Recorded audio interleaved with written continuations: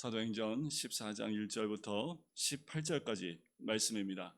말씀을 봉독해 드리겠습니다. 이에 이고니온에서 두 사도가 함께 유대인의 회당에 들어가 말하니 유대와 헬라의 허다한 무리가 믿더라. 그러나 순종하지 아니하는 유대인들이 이방인들의 마음을 선동하여 형제들에게 악감을 품게 하거늘 두 사도가 오래 있어 주를 힘입어 담대히 말하니 주께서 그들의 손으로 표적과 기사를 행하게 하여 주사 자기 은혜의 말씀을 증언하시니 그 시내의 무리가 나뉘어 유대인을 따르는 자도 있고 두 사도를 따르는 자도 있는지라. 이방인과 유대인과 그 관리들이 두 사도를 모욕하며 돌로 치려고 달려드니 그들이 알고 도망하여 루가오니아의 두 성 루스드라와 더베가 그 근방으로 가서 거기서 복음을 전하니라. 루스드라에 발을 쓰지 못하는 한 사람이 앉아 있는데 나면서 걷지 못하게 되어 걸어본 적이 없는 자라. 바울이 말하는 것을 듣거늘 바울이 주목하여 구원받을 만한 믿음이 그에게 있는 것을 보고 큰 소리로 이르되 내 발로 바로 일어서라 하니 그 사람이 일어나 걷는지라. 무리가 바울이 한 일을 보고 루가오니아 방언으로 소리 질러 이르되 신들이 사람의 형상으로 우리 가운데 내려오셨다 하여 바나바는 제우스라 하고 바울은 그 중에 말하는 자이므로 헤르메스라 하더라. 시외에 제우스 신당에 제사장이 소와 화환들을 가지고 대문 앞에 와서 무리와 함께 제사하고자 하니 두 사도 바나바와 바울이 듣고 옷을 찢고 무리 가운데 뛰어 들어가서 소리 질러 이르되 여러분이여 어찌하여 이러한 일을 하느냐. 우리도 여러분과 같은 성정을 가진 사람이라. 여러분에게 복음을 전하는 것은 이런 헛된 일을 버리고 천지와 바다와 그 가운데 만물을 지으시고 살아계신 하나님께로 돌아오게 함이라. 하나님이 지나간 세대에는 모든 민족으로 자기들의 길들을 가게 방임하셨으나 그러나 자기를 증언하지 아니하신 것이 아니니 곧 여러분에게 하늘로부터 비를 내리시며 결실기를 주시는 선한 일을 하사 음식과 기쁨으로 여러분의 마음에 만족하게 하셨느니라 하고 이렇게 말하여 겨우 무리를 말려 자기들에게 제사를 못하게 하니라. 아멘. 이제 두 도시에 바나바와 바울이 선교를 하러 가게 됩니다. 비시디아 안디옥에서 이제 옮겨가 이고니안이라는 도시로 가게 되지요. 자, 이 비시디아 안디옥에서 마지막에 있었던 사건이 그 전장에 보면 51절에 나옵니다. 두 사람이 그들을 향하여 발에 티끌을 떨어버리고 이고니온으로 갑니다. 자, 발에 티끌을 떨어버렸다는 것은 예수님께서 마태복음 10장에 보면 주의 복음을 전할 때에 받지 아니하거든 너의 발에 신의 먼지를 떨어버리고 떠나라 라는 말씀에 순종하여 그 모습을 그들에게 보입니다. 그런데 실제로 유대인들이요 이 발에 티끌을 떨어내는 그 모습이 있습니다. 이것도 하나의 상징적인 모습이고 이 모습은 이방인들은 잘 모르지만 유대인들은 굉장히 잘 알고 있는 모습입니다. 뭐냐 하면 유대인들이 이방 땅을 돌고 나갔을 때도 있겠지요. 이방 땅에 나갔다가 유대 땅으로 들어올 때 유대 땅 안에 들어와서 이방 땅에서 묻었던 발의 신발을 이방 땅을 향하여 털어버립니다. 그 이유는 뭐냐면 이방 땅은 하나님의 심판을 받을 땅이기 때문에 그 발에 묻어있는 신발의 티끌도 다 떨어버린다는 의미가 있습니다. 그러니까 지금 사도 바울과 바나바가 발의 티끌을 그들 향하여 떨어버렸다는 것은 그런 의미가 있는 거예요. 복음을 받아들이지 않았기 때문에 너희들 가운데 하나님의 심판이 있을 것이라는 암묵적인 행위로 그들에게 심판에 대한 부분을 알려주는 거지요. 유대인들은 이 모습을 보면 굉장히 모욕적인 모습이기도 합니다. 심판은 이방인에게 있는데 그것을 자기들 향하여 티끌을 떨어버리는 것에 대해서 이들은 굉장히 혐오를 느꼈을 가능성이 있어요. 어떻게 알 수 있냐면 오늘 본문에도 보면 비시디아 안디옥에서 온 사람들이 루스더에 가서 거기에서 돌로 사도 바울을 칠 때 함께 있었던 것을 보아서 알 수 있습니다. 자, 이제 이고니온으로 옵니다. 그리고 오늘 루스드라는 도시에도 갑니다. 더베라는 도시는 그 다음에 가는데 더베에서 있었던 사건은 나오지 않고요. 오늘은 이고니온과 루스드라라는 두 도시에서 있었던 사건을 이야기를 하게 됩니다. 자, 지금도 마찬가지로 이고니온에서 있었던 사건처럼 이런 사건들이 일어나기도 하고요. 때로는 루스드라와 같은 그곳에서 있었던 사건들이 지금도 일어나기도 합니다. 선교지에 가면 이 두 가지 사건 일어날 수도 있고요. 또한 복음이 있고 주의 말씀이 선포되어지는 곳에는 이고니온에 있는 사건과 루스드라에 있는 사건들이 올 수밖에 없는 거지요. 어디에 가나 복음이 선포되어지게 되면 복음을 받아들이는 사람과 받아들이지 않는 사람은 나누게 됩니다. 근데 복음을 받아들이는 사람의 모습과 받아들이지 않는 사람의 모습을 보면 사뭇 달라져 있는 모습을 봅니다. 뭐가 다르냐 하면 복음을 중심으로 이것을 방해하는 무리와 찬성하는 무리로 바뀌게 되지요. 생명을 얻은 자들과 생명을 반대하는 자들의 모습으로 나눠지게 된다는 거예요. 자, 오늘 본문의 1절에 보면 이고니온에 가서요, 두 사도가 회당에 들어갑니다. 회당에 들어가서 말을 하니까 유대와 헬라의 허다한 무리가 믿어요. 자, 굉장히 많은 사람들이 주께로 돌아옵니다. 성령의 역사지요. 바나바와 바울이 복음을 전할 때 굉장히 많은 유대인과 헬라인들이, 이방인들이 주께로 돌아오는데, 그런데 그 중에는 2절에 보면 순종하지 아니하는 유대인들이 있습니다. 순종하지 않는다, 특별히 말씀을 받아들이지 않았다, 믿지 않았다는 표현을 하지 않고 순종하지 아니하는 유대인이라고 표현을 합니다. 자, 이것은 말씀에 따르지 않고 하나님의 말씀에 순종하여 따르지 않는다는 의미가 더 강하지요. 그러니까 이 유대인들은 이미 하나님을 알고 있음에도 불구하고 하나님 말씀에 순종하지 아니하는 자들입니다. 더 무서운 자들이지요. 이미 알고 있어요. 그럼에도 불구하고 이들은 하나님께 순종하지 않는 자들입니다.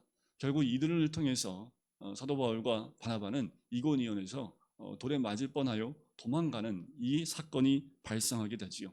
여러분, 무서운 건 뭐냐 하면 말씀을 모르는 자들보다 말씀을 아는 자들입니다. 말씀을 알매도 불구하고 순종하지 아니하는 자들이 더 무서운 자들이라는 거예요. 더 마음이 완악한 자들이라는 겁니다. 말씀을 듣고 알았다는 건 뭡니까? 하나님 마음이 어떤지 알매도 불구하고 자신들이 원치 않기 때문에 그 말씀을 따르지 않는다라는 거예요. 하나님 말씀을 앞에 두고 있습니까? 자기의 생각을 앞에 두고 있습니까? 굉장히 무섭지요. 우리가 한 믿음을 가지고 있음에도 어떻게 이렇게 한 하나님을 알고 믿고 있음에도 이렇게 다르게 반응을 할 수 있을까라는 거예요. 여러분들, 우리도 다르지 않습니다. 우리도 늘 주님 앞에 무릎 꿇고 회개함으로 우리의 마음을 하나님께 온전히 드리지 못하면 우리도 이 유대인과 같이 순종하지 않는 모습을 드러낼 수 있습니다. 이방인들의 마음을 선동을 해요. 그래서 이 바나바와 바울을 향해서 악감을 품게 합니다. 그런데 중요한 것은 3절에 보니까 두 사도가 그럼에도 불구하고 그 지역에 오래 있어서요, 주를 힘입어 계속해서 복음을 전합니다. 그때 하나님의 은혜의 말씀을 증언하는 역사가 표적과 기사로 일어납니다. 말씀이 이루어지는 그 현장을 눈으로 목도할 수 있도록 하나님이 역사하십니다.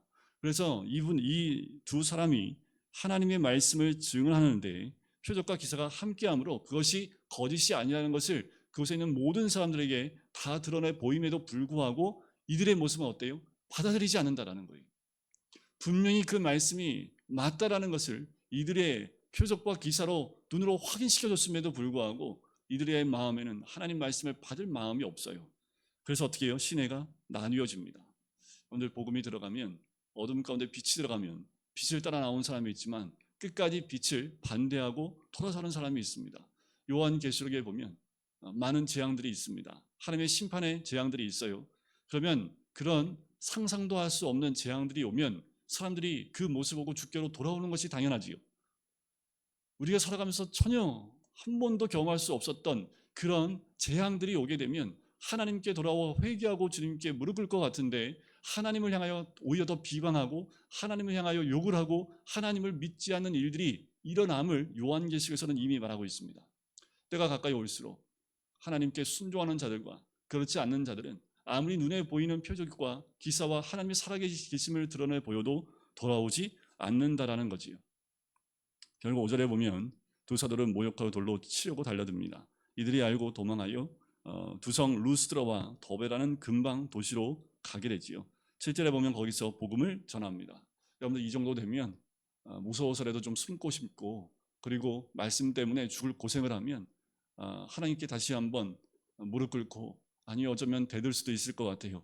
우리가 왜 이렇게 해야 되는지, 또 이렇게 고난이 있어야 되는지 하나님 길을 열어주셔야 되지 않겠냐고 할 수도 있음에도 불구하고 사도 바울과 이 바나바는 전혀 그런 모습이 없습니다. 가서 또 복음을 전해요. 왜냐하면 이들은 알고 있기 때문에 그래요. 빛을 갖고 있는 이들은 가면 어둠의 세력이 있음을 이들은 알고 있었기 때문에 빛을 받아들이는 사람도 있지만 빛을 받아들이지 않는 어둠은 더 크게 자기들에게 달려들 것을 알게 된 거지요. 그래서 8절에 루스드라는 도시에 들어갑니다. 자, 거기 들어갔는데 이제는 한 사람이 갑자기 등장을 합니다. 나면서 걷지 못하는 한 번도 걸어보지 못한 사람이 있어요. 근데 중요한 건 뭐냐면 9절에 보면 바울이 말하는 것을 듣고 있습니다. 자, 듣는다는 것은 그냥 귀로 듣는다는 의미보다 그 말씀을 받아들인다라는 의미가 있습니다. 앞에서 보면 순종하지 아니하는 유대인들이라는 표현이 나오는데 여기서는 이 이방인 그리고 걷지도 못하는 이 사람이 바울이 말하는데 그 말을 듣고 있다라는 거지요. 그 바울이 그 모습을 주목하여 봅니다. 이 주목한다라는 것은 하나님께서 무엇인가 이적을 일으킬 때 그때에 그 이적의 주체가 되는 바울이나 때로는 이 베드로도 주목하여 봤다는 것을 사도행전 3장에서 우리는 보아서 알 수 있지요. 자, 구원을 받을 만한 믿음이 그에게 있는 것을 봐요. 그 말은 뭡니까? 말씀을 받아들이고 믿었다라는 거지요. 말씀을 아멘으로 받아듣고 그것을 믿으니까 사도 바울이 바로 10절에 내 발로 바로 일어서라는 거지. 그에게 믿음이 있음을 본 거지요. 구원받을 만한 믿음이 있음을 본 겁니다. 그랬더니 그의 장애가 있었던 다리에 힘을 하나님이 주시는 겁니다. 여러분, 구원받을 만한 믿음이 있으십니까? 내 삶 가운데 한 번도 걸어보지 못한 환경 가운데 있는 그런 것이 있다 할지라도 구원받을 만한 믿음만 있으면 하나님은 그 환경을 바꾸어 주신다라는 거지. 중요한 것은 우리에게 구원받을 만한 믿음이 있는가라는 거예요. 그런데 이 모습을 보고 주변에 있는 사람들이 루가오니아 방언으로 소리를 지릅니다. 그리고 11절에 보면 신들이 사람의 형상을 우리 가운데 내려오셨다라고 외치기 시작을 해요. 자, 이거는요 루가오니아 그 지역에 내려오는 이 이야기가 있습니다. 뭐 보통 보면 설화 같은 거 있잖아요. 전혀 있을 법한 얘기지가 않는데 그런 내려오는 이야기 가운데 뭐가 있냐면 이 루가니아 지역 가운데 신이 인간의 몸으로 내려온 적이 있었답니다. 그러니까 지금 여기 보면 제우스다, 헤르메스다 얘기하지요. 헬라 지방에 있었던 신들은 사람의 몸과 형상과 똑같아요. 그래서 사람의 모습으로 사람들 사이에 들어오기도 합니다. 근데 이 지역에 신들이 내려왔던 거예요. 근데 여기에 살고 있는 사람들이 그것을 알아보지 못한 거예요. 그래서 섬기지 못했습니다. 그래서 루가오니아 지역에 있는 사람들이 그때 많이 죽임을 당했다라는 이야기가 내려오고 있어요. 그런데 어떤 두 사람이 왔는데 앉으면 자기들 알고 있는 한 번도 걸어보지 못한 사람은 걷게 해요. 그러니까 이 사람들이 너무 놀래서 이 사람들이 신 아니냐? 우리와 같은 모습을 하고 온 신 아니냐라고 해서 바나바는 제우스, 바울은 헤르메스. 이 헤르메스는 전령의 역할을 하는 신입니다. 그러니까 제우스의 말을 전하는 전령 역할을 하는 게 헤르메스인데 바울이 주로 말을 하고 있으니까 바울을 헤르메스라고 얘기를 하지요. 그래서 제우스 신당에서 제사장이 지금 제사를 하러 들어온 거예요. 그래서 제사를 하려 할 때 14절에 두 사도 바나바와 바울이 옷을 찢고요. 그들 가운데 들어서 말립니다. 우리도 당신들과 같은 똑같은 인간이다 하면서 자기들한테 제사하는 것을 막아요. 이런 보통 말씀을 전하고 능력을 나타내면 사람들이 어떻게 봐요? 우러러보기 시작을 합니다. 그리고 마치 하나님을 보듯이 그 사람을 보기 시작을 합니다. 그러면 인간인 그 사람의 마음은 어떻게 될까요? 점점점 마음이 높아지기 시작을 하지요. 그리고 자기가 무엇인가 한 것처럼 마음이 높아지기 시작을 합니다. 이것이 인간의 모습이고 그리고 넘어지게 되어지는 그 기초가 되어지는 모습이지요. 근데 바나바와 바울은요 전혀 그렇지 않아요. 자신들을 신격화함에도 불구하고 전혀 이들은 거기에 요동하지 않습니다. 자신들은 그냥 하나님 말씀을 전하는 자로 알고 있기 때문에 여기 전혀요 반응하지 않는다라는 것이요. 우리가 또 하나 알아야 될 것은 어둠의 영은요 우리의 마음에 연약한 것을 들어와서 우리로 하여금 하나님처럼 만들려고 하는 마치 하와를 유혹했던 것처럼 늘 우리의 삶 가운데 말씀에 붙잡혀 있는 사람들까지도 또 하나님처럼 만들려고 하는 유혹을 한다라는 거지. 그때 바나바가 다 말리고 복음을 전합니다. 그리고 여러분에게 복음을 전하는 것은 이런 헛된 일, 우상에게 전하는 것을 막게 하기 위해서 그리고 참 하나님을 만나게 하기 위해서 당신들에게 이 복음을 전하는 것입니다 라고 그들을 말려요. 여러분, 우리가 구원받을 만한 믿음이 있을 뿐만 아니라 주의 말씀에 붙잡힌 바되어 순종하는 사람이라면 우리의 마음이 더 겸손하여 주의 뜻을 분별하고 복음을 전하는 그 위치에 있어야 될 줄 믿습니다. 근데 이 정도 되면 하나님이 어떻게 해요? 우리가 기대하기는 수많은 영혼들이 죽게 돌아올 뿐만 아니라 하나님의 축복과 그 은혜가 더 루스들에게 막 불붙듯이 막 부어져야 되는 게 정상이지요. 이 사도 바울과 바나바가 이 정도 했으면 하나님이 최소한 다른 건 몰라도 그날 밤에 좀 그 루스라에 있는 동안에는 조금 잘 먹고 잘 쉬고 그리고 하나님의 역사가 있어서 더 많은 사람이 주께로 돌아오고 그런 복들을 누려야 되는데 웬걸요. 19절에 보면 이고니온과 안디옥에서 온 사람들이요 무리를 충동해서 바울을 돌로 쳐서 죽입니다. 조금 전에는 신이라고 했다가 이제는 그 둘을, 특별히 사도 바울을 돌로 쳐서 죽여버립니다. 그런데 죽지 않아요. 그 제자들이 둘러섰는데 바울이 다시 일어납니다. 이거는 두 가지 설이 있어요. 돌에 맞아서 죽은 것이 아니라 기절했던 것인데 죽은 줄 알고 버렸다라는 얘기가 있고, 실제로 죽었지만 하나님이 그 생명을 거둬가지 않고 다시 살리셨다라는 얘기가 있습니다. 근데 중요한 건 뭐냐면 이 정도 돌에 맞았으면요, 여러분들 생각해 보세요. 온몸이 어땠을까요? 마음이 어떤 마음이 들까요? 그런데 사도 바울은요, 그 만신창이가 된 그 몸을 가지고 그 다음날 더베로 그냥 떠납니다. 그리고 더베에 가서도 말씀을 전해요. 그리고 더베를 정점으로 이제 다시 돌아오는 것으로 1차 선교 여행이 마무리됩니다. 정말 드라마 같은 이 선교지에 있었던 일들을 다 경험하고 두 사람이 돌아오게 되지요. 여러분들, 복음을 가지고 사는 구원의 삶은 정말 드라마 같은 삶입니다.